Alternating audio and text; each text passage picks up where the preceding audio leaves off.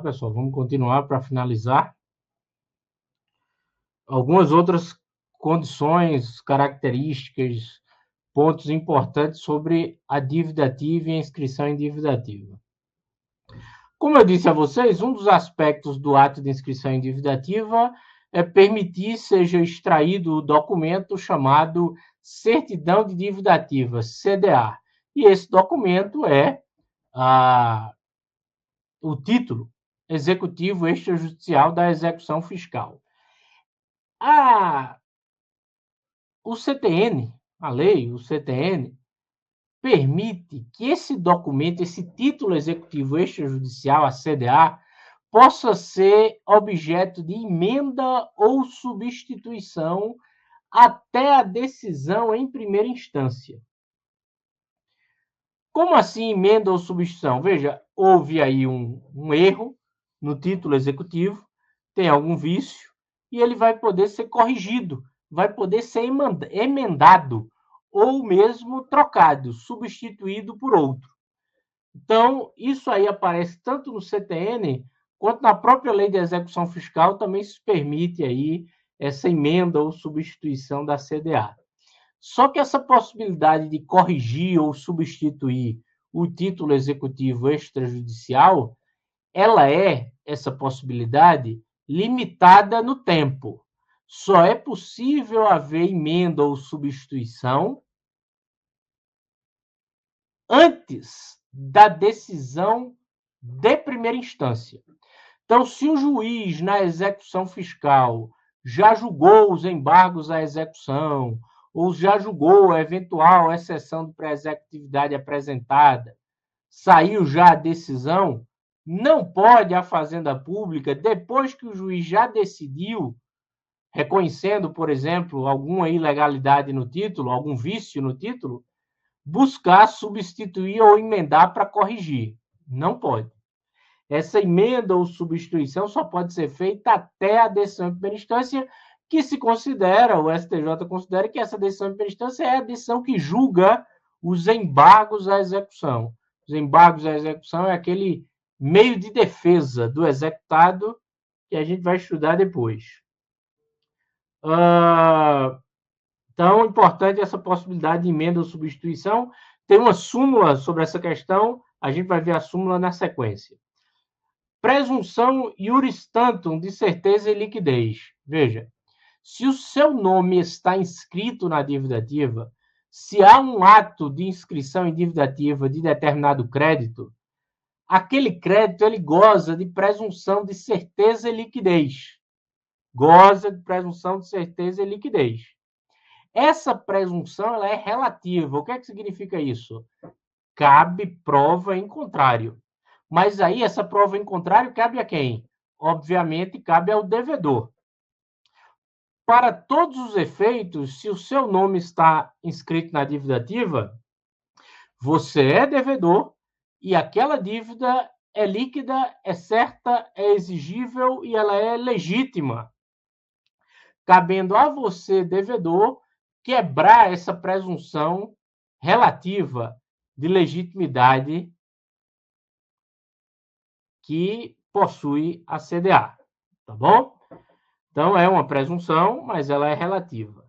Cabe ao devedor fazer prova em contrário. Certidão negativa de débito. O que é isso? É o documento que atesta a quitação dos tributos. Atesta a ausência de débitos em seu nome. Certidão negativa de débito. Ela é exigida para algumas situações. Lembram? Já vimos isso. Para declarar a extinção das obrigações do falido, para pedir recuperação judicial, para contratar com a administração pública e para proferir sentença de partilha. Essas 4 situações se exige a prova da quitação dos tributos. E a prova da quitação é feita por meio da CND. O artigo 207 do CTN dispensa a apresentação de CND para atos urgentes. Atos urgentes que o contribuinte, que o cidadão tenha que praticar e que não tenha tempo de obter uma certidão negativa. Na prática, essa possibilidade de dispensa prevista no artigo 207, ela é muito rara, porque hoje em dia vocês emitem uma certidão negativa de débito na internet, pelo site da Receita Federal, da Secretaria Estadual ou Municipal de Fazenda. Então, é difícil a gente imaginar uma situação tão urgente que não lhe permita ir na internet e tirar essa certidão. Mas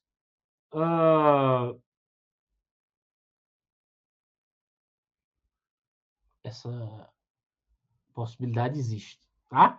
Prática de atos urgentes pode vir a ser dispensada a CND. Veja, tem aquela outra certidão também, né? A certidão positiva com efeito de negativa, CPN. Falamos dela já, não foi? Quando é que o contribuinte tem direito a uma certidão positiva com efeito de negativa? Quando o crédito está com a exigibilidade suspensa, ou a execução fiscal para a cobrança daquele crédito já está garantida. Já está garantida como? Já foi feita uma penhora de bem suficiente ao pagamento, já um depósito garantindo, já uma fiança bancária, seguro garantia, tá bom? Então, veja, a situação de certidão positiva com efeito negativa é ou o crédito está com exigibilidade suspensa ou a execução já está garantida para pagamento. Em algumas situações, o contribuinte não tendo certidão negativa, ele pode, em seu lugar, apresentar a certidão positiva com efeito negativa.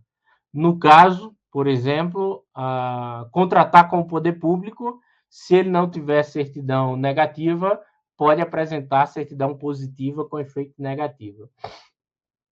E também para requerer recuperação judicial, se ele não tiver certidão negativa, o que é bem provável, ele pode apresentar certidão positiva com efeito negativo. Né? Que mais? Tem uma coisa importante também dessa certidão positiva com efeito negativo, mas a gente também já falou, não foi? É aquela possibilidade da ação cautelar antecipatória da penhora. O contribuinte está com o nome na dívida ativa, mas não tem causa de suspensão da exigibilidade, não tem dinheiro para pagar o tributo, mas tem bens que podem garantir uma futura execução fiscal. Só que o ajuizamento da execução fiscal depende da Fazenda Pública, não é? O contribuinte não sabe quando ela vai ajuizar, pode ser que demore. E aí, ele precisando de uma certidão positiva com efeito negativa, ele pode ajuizar uma ação cautelar, oferecendo bens para garantir a futura execução fiscal. Então, aí o nome cautelar antecipatória da penhora e pedir ao juiz que determine a expedição da certidão positiva com efeito negativo. Tá bom? O último artigo do CTN, o artigo 208, é aquele que diz que se o servidor público emitir certidão negativa quando existia débito, então, isso aí de forma intencional, né? Ele emite uma certidão negativa omitindo a existência de débito, além da responsabilidade disciplinar, administrativa disciplinar, responsabilidade criminal que ele vai sofrer, ele também vai passar a ser responsável tributário pelo débito que ele disse que não existia quando emitiu a certidão negativa, mas que, na verdade, existe. Veja que situação interessante. É um ilícito funcional que gera não só responsabilidade criminal, não só responsabilidade disciplinar, mas gera uma responsabilidade tributária. Se o servidor atesta que não existe uma dívida quando ela, na verdade, existe, e ele faz isso de forma dolosa, de forma intencional, ele vai passar a ser devedor daquele tributo que ele disse que não existia. Muito interessante, não é? Artigo 208 do CTN, esse é o último artigo do Código, mas ainda temos aqui algumas súmulas para analisarmos. Súmula 446 do STJ, declarado e não pago o débito tributário, declarado e não pago o débito tributário pelo contribuinte, é legítima a recusa de expedição de certidão negativa ou positiva com efeito de negativa. Veja bem, a gente já sabe a lógica dessa súmula. Declarou o crédito, ele já está constituído. Aí o contribuinte declara e não paga, a consequência natural é que o crédito está constituído e o contribuinte está inadimplente, está em dívida. E aí, claro, se ele declarou e não pagou, ele não vai ter direito à certidão negativa, nem certidão positiva com efeito negativo. Porque a situação de quem declara e não paga é uma situação de inadimplência. Existe crédito constituído e ele não pagou. Tá bom? Então ele não tem direito nem a negativa, nem positiva com efeito negativa. Ele está devendo normalmente. E essa outra é muito importante, muito interessante. Em algum momento ao longo aí das aulas ela apareceu, salvo engano. A Fazenda Pública pode substituir a CDA até a prolação da sentença de embargos, aquilo que eu já falei para vocês.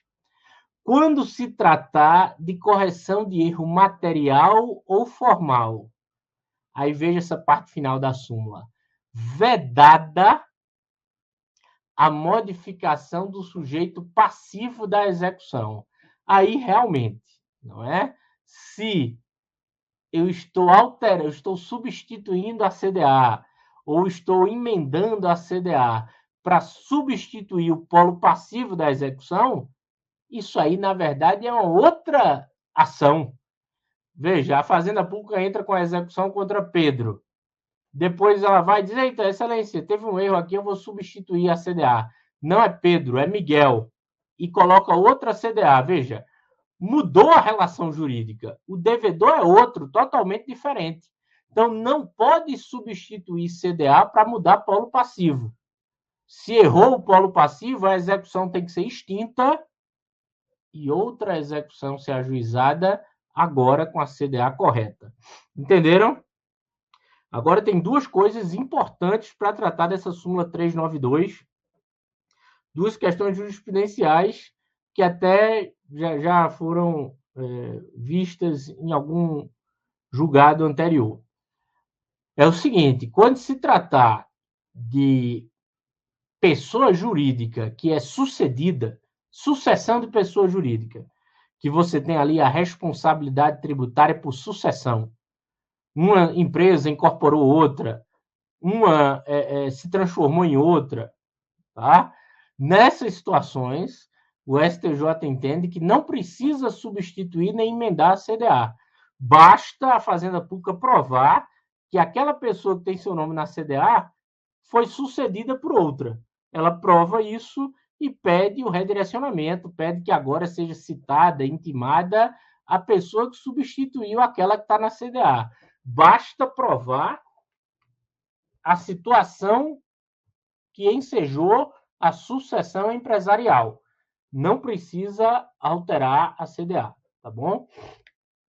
Também aquela questão da massa falida. Empresa ABC Limitada. Aí tem lá uma execução fiscal contra ela, na CDA está lá ABC Limitada, aí depois ela tem sua falência decretada e passa a ser a massa falida de ABC Limitada. Precisa mudar a CDA? Precisa mudar alguma coisa na execução fiscal? Não, não precisa. É a mesma pessoa, só que teve sua falência decretada. Tá bom? Agora, outra situação diferente, né, e que tem repetitivo do STJ, e a gente até viu esse repetitivo quando tratamos de responsabilidade tributária, é na situação de pessoa física, responsabilidade tributária, principalmente o caso que o STJ analisou foi do IPTU. É um caso que eu acho que o STJ errou, né? Errou nesse entendimento. Mas é o entendimento do STJ e precisamos saber. Veja, eu tenho um imóvel, esse imóvel tem débitos tributários. Eu vendo esse imóvel para você. É aquela situação de alienação de bem imóvel. Qual é a responsabilidade tributária que já estudamos? Aquele que adquire passa a ser responsável pelos fatos geradores ocorridos até a data da aquisição, não é isso? Então, se você comprou o imóvel de mim e esse imóvel tinha débitos, você é o responsável tributário, não é verdade? Aí, veja bem, a Fazenda Pública entrou com a execução fiscal contra mim, porque era o meu nome que estava lá como devedor do IPTU, como proprietário daquele imóvel, era o meu nome.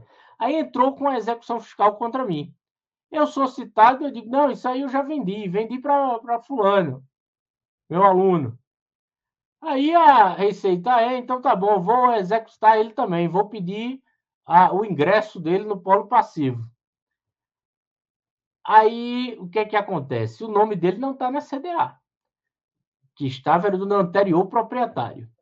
Nesse caso, eu entendo que bastaria a Fazenda Pública provar para o juiz da execução fiscal que houve sucessão na propriedade do bem e pedir que, a partir de agora, o bem, a execução fiscal tramite contra quem comprou o imóvel, sendo desnecessária qualquer emenda ou substituição.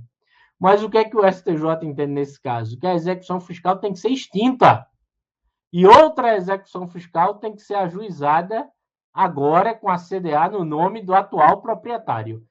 É bem equivocado esse entendimento, viu? Mas, infelizmente, é assim que o STJ tem entendido. Tá bom? É isso, pessoal. Terminamos, chegamos ao final. Eu acredito que esses últimos precedentes aí que eu citei da substituição da CDA já está no material lá naquela parte de responsabilidade tributária, mas eu vou repeti-los aqui no final desse arquivo, tá? Para concatenar novamente, não tem problema que fique repetido, né? E colocar aí no slide para deixar interessante, né? Você fala aí e coloca, mesmo que já tenha sido citado antes. Vejam, assim terminamos o Código Tributário. Fizemos a parte da Constituição, a parte do Código, toda a parte geral. Ainda tem aí uns 20, 25, acho que quase meia hora ainda de tempo para fechar 2 horas da aula 10. E eu soube essa semana que, além das aulas de tributário, também temos 2 aulas de processo tributário. Bom, bem interessante, né? Processo tributário tem um curso que de vez em quando eu ministro, que ele tem aí tipo umas 6, 7 aulas, mas aí aquelas aulas presenciais de 3 horas cada uma, não é? Eu vou usar esse material do curso de processo tributário que eu ministro, vou pegar ali os principais pontos para a gente trabalhar nessas 2 aulas de processo tributário, tá bom? E uma coisa que eu posso fazer, acho que vai ter ainda 20, 25 minutos, para a gente completar o horário dessa última aula, seria interessante eu falar algo sobre ilícito tributário.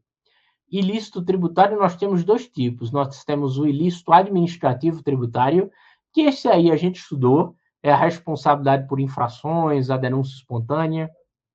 E tem também o ilícito criminal tributário. Acho que algumas considerações, 20 minutinhos ali para fechar as 2 horas sobre o ilícito criminal tributário seria interessante. Então eu vou separar alguns temas de ilícito criminal tributário para mais um bloco para vocês e depois a gente vai ter 2 aulas de processo tributário e aí encerramos nosso curso extensivo, tá bom? Aqui a gente encerra o Código Tributário, tá bom? Um forte abraço, até mais. Tchau.